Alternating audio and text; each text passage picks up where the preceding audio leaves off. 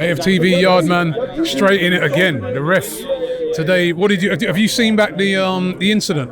Well, I was right there. I see exactly what happened, but it's just consistency, and we see it happen all the time with referee. They're just not being consistent, and that is what killing the game. For me personally, I don't think it's a second yellow. The reason being for that, the defender cannot kick the ball when the ball is not dead. The ball is still rolling. Even when Declan Rice barely tap it, because remember, he get the foul, Declan Rice was walking away, upset a little bit. He threw the ball In it, yeah. It lit Declan Rice's left foot, and then it looked them do like that and see it and just barely tap it. The defender was going to kick the ball, but you cannot kick a ball with a spot kick and the ball is not dead. The ball is still moving, so there's no way the defender could kick that ball. So for me, it's a foul on Declan Rice. You can understand? But the referee doesn't see it like that. But what more we can do? We can't do nothing more than we just have to play the game. The inconsistency, like you said, because that's what it is. The João Pedro one earlier, where he launched the ball. Pedro kicked the ball about 60 yards away. Mikel Arteta was fuming. Asked him, what is that? Did he do nothing? They kicking Saka left, right and centre, pulling him back left, right. Nothing happened again. But as we do something, the simplest thing, we get a card. But like I said, consistency.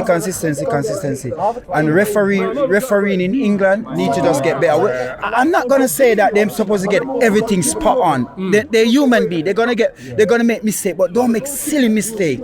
That's what we're talking about. You understand? Because that the referee was looking. That's make it even worse. He was looking.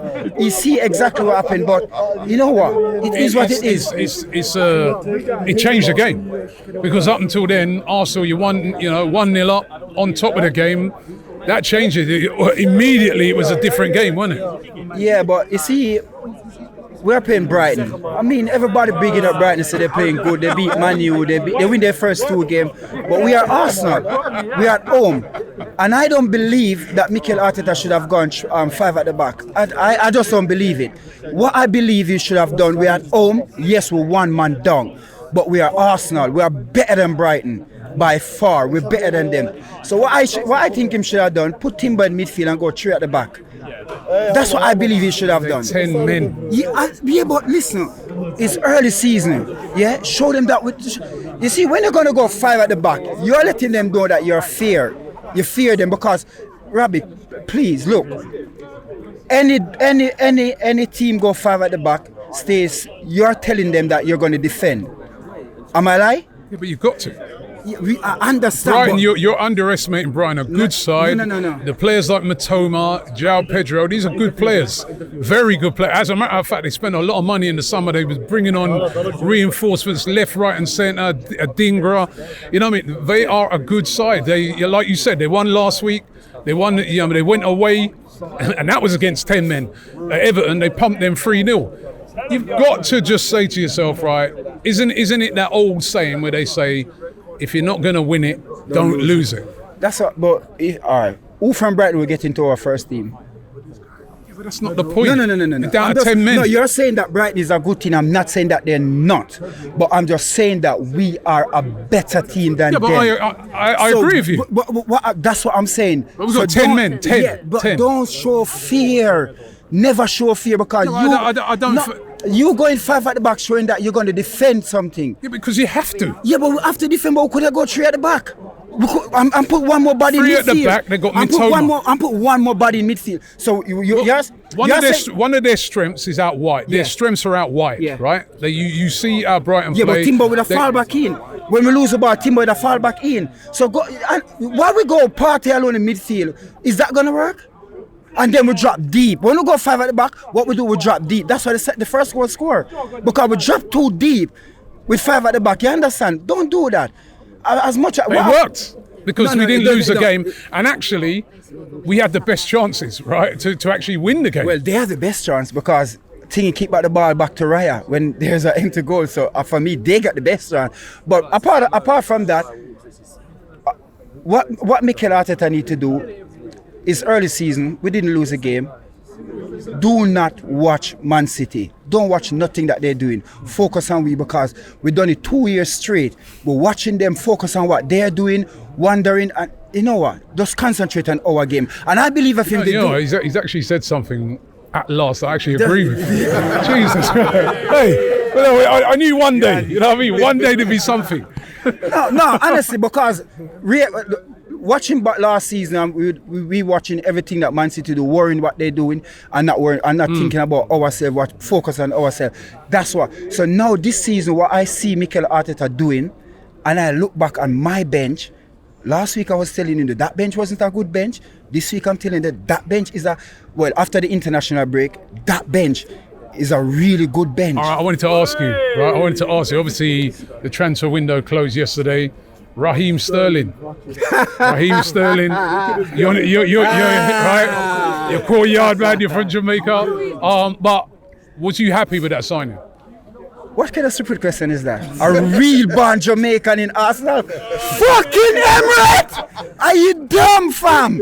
Are you dumb? The first real born Jamaican to play for Arsenal? You must be mad. I thought it was you. But you think a good signing? Yeah, very good signing. He can play right across. He can play on the left. He can play through the middle. We seen him do that for Man City and score a bag of goal. He score a 20+ goal for Man City to play through the middle. I can play on the and he can play on the right. So obviously, it's a good signing. We're paying what, 100 for him for 100 grand a week. They reckon 100 grand a week with no obligation. With no obligation to buy it, and we don't pay a fee for him. So we can't knock by that. Raheem Sterling is a 4-time winner Premier League. So he got a bag of experience. Now it's just time for we to just kick on, and like I said, looking back and see how we're playing the squad that we have, and all I need these players to do, to play them on the bench. Don't be a bench player. Let Mikel Arteta know that you're a starter here. You're a starter, because that's what City have. City have 2 starting 11. That's what we want. Because when our first team is not really doing it, because guess what? It's not every single game they're going to go out there and play a 9 or a 10 or a 8. They're game that they're going to be a 6 and 5. So we can look on the bench and say, you know what, you next. And then everybody going to be in problem, because no Partey is fretting now. After the international break, Partey don't want to get injured. And if he get injured, I'm telling you, he ain't going to take a month or 2.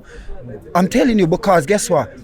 We got Mikel Marina there, and he can play all the position in midfield. He can play the 6, he can play the 7, he can play the 8. So that's what we want. We want competition. Now, the next thing that we want, we have Raheem Sterling there, can help out Saka. We need somebody to push Odegaard. We need somebody to push him, because like today, I know him get a knock, but in some game last season we see where him go missing. So we need that person to push him, and then we definitely need a centre forward, because there are going to be games like this where we need a big, strong centre forward to hold up the ball, that a vocal point that we can play at. And this is why Mikel Arteta need to go and sign one.